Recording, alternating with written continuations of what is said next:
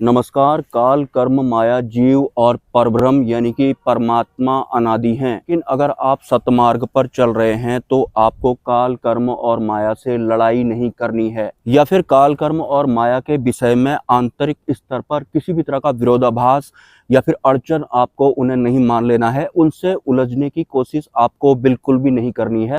अगर आप सतमार्ग पर चल रहे हैं और काल, कर्म और माया का ज्ञान आपको हो गया है तो, क्योंकि अगर आप काल, कर्म और माया से लड़ने की कोशिश करेंगे तो भी आपका अहंकार प्रबल होगा, या फिर आप बुद्धि का इस्तेमाल करेंगे।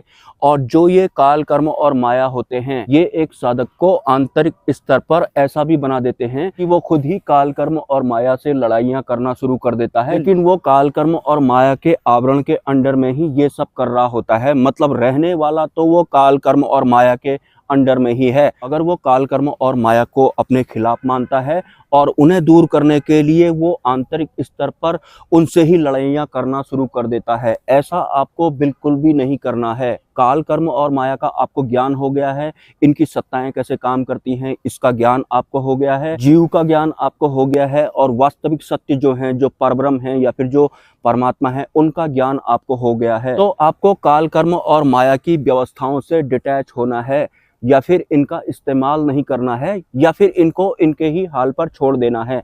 लेकिन लड़ाइयाँ बिल्कुल भी नहीं करनी है, क्योंकि अगर आप इनसे लड़ाइयाँ करेंगे तो आप इनमें ही सिमट कर रह जाएंगे और इनके ही अधीन रह जाएंगे। क्योंकि जो भी आप करेंगे इनकी ही व्यवस्थाओं के अंदर करेंगे। और जब आप सतमार्ग पर चल रहे होंगे तो यही काल, कर्म और माया आपको अपनी तरफ या फिर अपने ही आवरण में रखने के लिए अहम का सहारा लेकर, या फिर अहंकार का सहारा लेकर, या फिर बुद्धि का सहारा लेकर अपने आप से ही लड़ाइयाँ करवा देंगे। टोटल मिला करके आप इनके ही आवरण में रहने वाले हैं। तो इनसे लड़ाइयाँ नहीं करनी है, ये जैसे हैं इनको वैसे ही रहने देना है।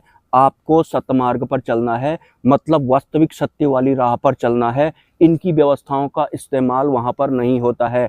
बुद्धि और मन की व्यवस्थाओं का इस्तेमाल वहाँ पर नहीं होता है। जहाँ भी बुद्धि और मन का इस्तेमाल होगा तो आप समझ जाना कि ये काल, कर्म और माया का जाल है। भले ही बाहरी यात्रा के दौरान ऐसा हो रहा हो या फिर आंतरिक यात्राओं के दौरान ऐसा हो रहा हो, आपको जागरूक रहना है, सचेत रहना है। और हाँ, इसके अलावा जो भी साधक सतमार्ग पर चल रहे हैं और ये जो सांसारिक लोग होते हैं उनका विरोध कर रहे हैं, किसी भी तरह से उन्हें हानि पहुंचा रहे हैं, क्षति पहुंचा रहे हैं, या फिर उनको बुरा बोल रहे हैं, तो आपको किसी को भी क्लैरिफिकेशन नहीं देना है। वास्तविक सत्य ऐसा होता है, तुम गलत राह में चल रहे हो, इस तरह से आपको किसी को भी जवाब नहीं देना है। सांसारिक इंसान को आपको किसी भी कीमत पर जवाब नहीं देना है।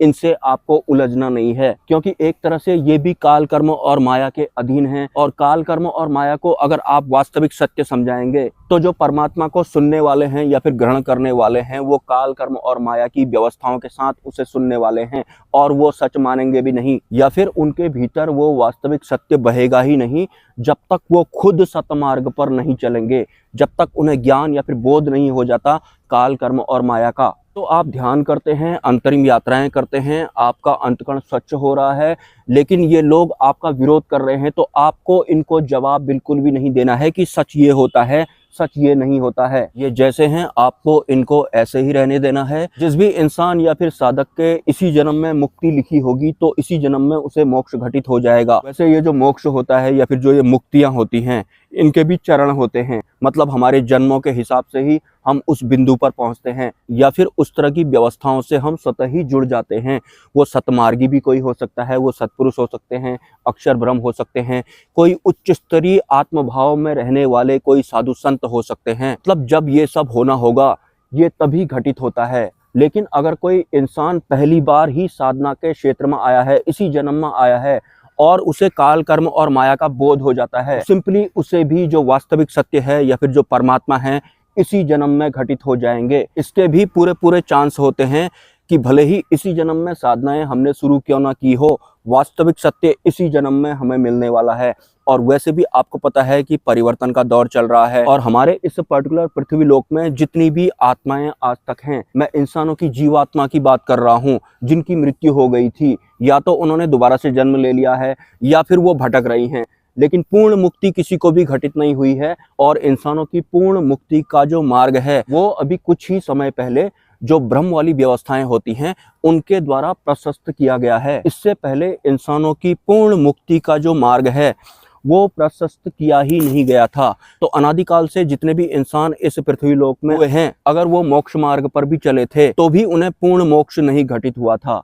कोई शिवलोक का वासी बन गया था, कोई इंद्रलोक का वासी बन गया था, कोई स्वर्गलोक का वासी बन गया था, या फिर कोई गौलोक का वासी बन गया था। लेकिन कोई भी संत महात्मा अगर मोक्ष मार्ग पर चल रहा है, जब तक उसे पूर्ण मुक्ति घटित नहीं होती है, पूर्ण मुक्ति मतलब हम ब्रह्म तत्व हैं तो हमें ब्रह्म स्वरूप होना है, वो वाला मोक्ष अगर किसी को घटित नहीं हुआ है तो वो दोबारा से इस धराधाम पर जन्म लेता है।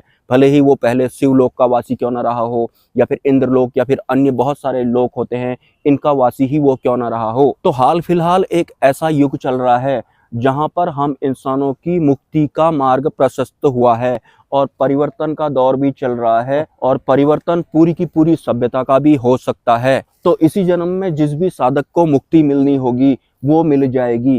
सिंपली ये हमारा अंतिम जन्म है, अंतिम गुरु या फिर सत्पुरुष हमें जरूर मिलेंगे, और ये अंतिम सत्य भी है। उसके बाद परिवर्तन हो जाएगा, मतलब नई सभ्यता का आगमन हो जाएगा। इस विषय पर मैं ज़्यादा बात नहीं करना चाहता हूँ। वैसे क्या आप सतयुग देखना चाहते हैं? मैं अपनी पर्सनल बात बताऊं तो मैं सतयुग भी नहीं देखना चाहता हूं। मैं इन युगों के चक्कर में पड़ना ही नहीं चाहता हूं, क्योंकि आज तक जितने भी युग हुए हैं हर युग में कुछ न कुछ बखेड़ा जरूर हुआ था। उसके बाद परिवर्तन शुरू हो जाता है, फिर ये जो काल चक्र होता है इसके हिसाब से नया युग या फिर नई सभ्यताएं व्यवस्थित हो जाती हैं। कुछ युगों में देव सत्ताएं बदल जाती हैं, और कुछ युगों में जो जीव होते हैं उनका स्वरूप ही बदल जाता है।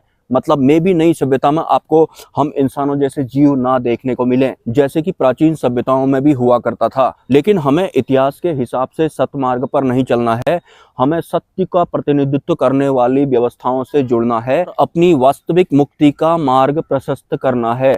हमें चूकना बिल्कुल भी नहीं है। तो परिवर्तन के इस दौर में जो भी इंसान सतमार्गी हो जाएंगे उनका जीवन सफल हो जाएगा, मतलब उन्हें आगे को गति मिल जाएगी। जो लोग सतमार्ग पर नहीं चलेंगे वो लोग एक तरह से, मैं क्या कहूँ आपको, जैसे कि आपने कल की अवतार के बारे में सुना होगा, आपने सुना होगा कि बहुत कम इंसानों की संख्या इस धराधाम पर रह जाएगी। तो जो भी इंसान सतमार्ग पर नहीं चलेगा उसका ठेका कर दिया जाएगा या फिर उसको निपटा दिया जाएगा। टोटल मिलाकर के आप सीधी और सरल भाषा में ये समझ सकते हैं, और ऐसा होगा ही। तो जल्दी से जल्दी हमें सतमार्गी बनना है, हमें काल कर्म और माया के आवरण से बाहर निकलना है।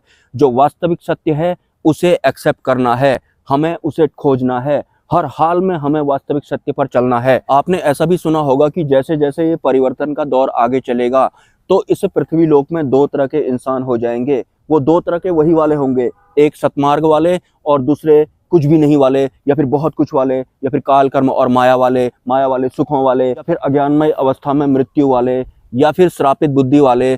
किसी भी तरह का नाम आप उन्हें दे सकते हैं, लेकिन बहुत कम लोग जो होंगे वो सतमार्ग पर चलेंगे। वैसे तो मैं चाहता हूं कि इस पृथ्वी लोक में जितने भी इंसान हैं वो सतमार्ग पर चलें, लेकिन कुछ इंसानों ने माया इस कदर अपने अंदर ठूस रखी है कि वो चाह कर भी सतमार्ग पर नहीं चल पाएंगे, और अगर वो चलने की कोशिश भी करेंगे तो काल कर्म और माया दोबारा से उन्हें लपेट लेंगे, क्योंकि एक लंबे समय तक उन्होंने प्रॉपर्टी डीलर के रूप में इस भौतिक जगत में सरवाइव किया है। उनका ब्रेन सिस्टम भी वैसे ही बन गया है, मन की सत्ता भी उनकी वैसी ही बन गई है। आपको मुझसे जो भी सुनने को मिलता है, आपका मन शांत हुआ तक ही नहीं रहना है, मन को शांत नहीं करना है, मन से तो ऊपर उठना है। मन शांत हो गया आपका, फिर क्या होगा, दोबारा से अशांत हो जाएगा वो। दोबारा से कब तक आप प्रवचन सुनेंगे, या फिर दोबारा से कब तक आप माया वाले सुखों की आड़ लेकर अपना जीवन यापन करेंगे। माया वाले सुख लिमिटेड होते हैं, सुखों के साथ वो दुख भी लेकर के आते हैं। एक कमेंट आया था मुझे कि हम परमात्मा को कैसे प्राप्त कर सकते हैं और हमें कैसे पता चलेगा कि ये परमात्मा है। तो परमात्मा नाम आपने सुना है, और जीव जीवात्मा या फिर आत्मा नाम भी आपने ज़रूर सुना है। सिंपली आपको बाकी की साधनाएं ना करके आत्म साधना आपको करनी है, आत्म सिद्धि आपको करनी है, और वो आप तब कर पाएंगे जब आप खुद सतमार्ग पर चलेंगे। बाहर को आप किसी भी तरह का कोई भी जवाब या फिर सवाल नहीं ढूंढेंगे।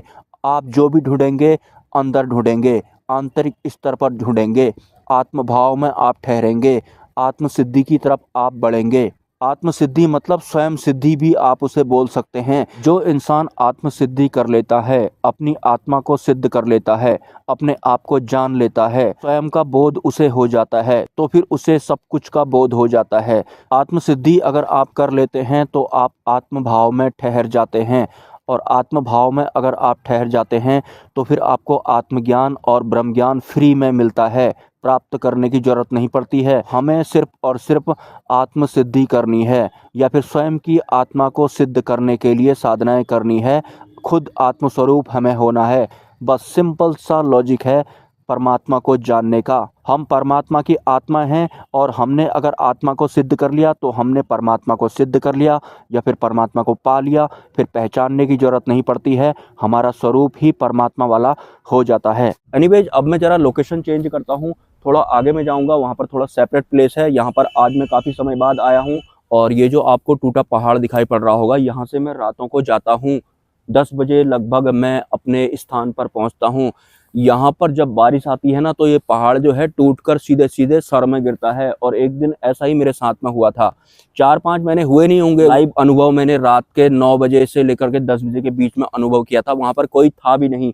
ये जो पहाड़ आपको दिखाई पड़ रहा है, ये पानी से गिर करके मेरे ऊपर गिर रहा था। मतलब मिट्टी का एक बहुत बड़ा टीला उस दिन मेरे ऊपर आ गया था। उस दिन मुझे ऐसा लगा था ना तो आगे कोई है और ना ही पीछे कोई है, क्योंकि बारिश के वक्त में वैसे ही इस रोड में कोई आता जाता नहीं है, लेकिन मैं तो ऐसी ही जगहों का चुनाव करता हूँ। उस दिन मुझे ऐसा भी लगा था, लगता है मेरा जो जन्म है ना, ये यहीं पर एंड हो गया है। उस दिन इंटरनल फीलिंग अगर आपको मैं बताऊं तो, लेकिन ऐसा कुछ हुआ नहीं। वो जो मिट्टी सरक कर आ रही थी, वो मुझसे लगभग 1-2 फुट की दूरी पर रुक गई थी, लेकिन वो फिर भी उसका आकार बढ़ता जा रहा था, क्योंकि मिट्टी के अंदर से पानी बहकर आ रहा था। तो मिट्टी भी बिल्कुल जो मलबा होता है उस हिसाब से बढ़ रही थी उसका आकार। अंधेरा था, मुझे दिख नहीं रहा था। बाइक की लाइट भी खराब ही रहती है, ज्यादातर उतनी रोशनी उसमें होती नहीं है।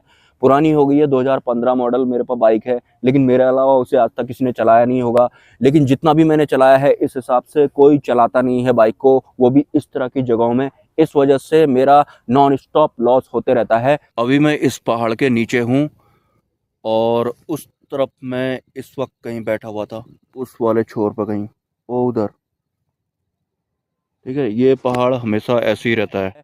सपोर्ट आपको निरंतर करना है। मिलते हैं किसी नेक्स्ट वीडियो में। नमस्कार।